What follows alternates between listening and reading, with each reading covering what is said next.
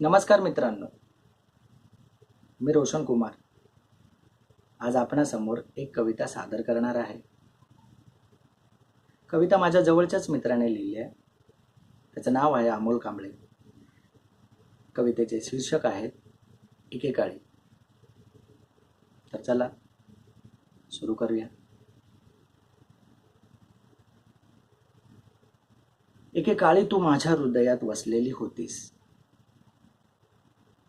निवांत बसून माझ्याशी गप्पा मारत होतीस. तुझ्या गप्पांमध्ये रमणारा मी आज तुझ्यात रमत होतो. तू जसा गप्पा मारत होतीस तसा मी तुझ्या प्रेमात पडत होतो.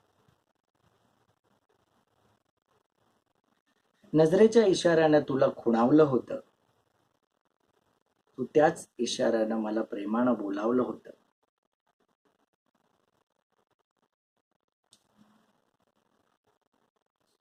प्रेमाला कोणी अडवू शकत नाही, पण प्रेम केल्याशिवाय प्रेमात कुणीच पडू शकत नाही.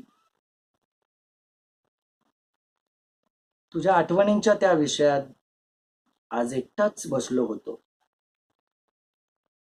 समुद्राच्या लाटांना तुझा पत्ता विचारत होतो. तुझा पत्ता विचारत होतो. धन्यवाद.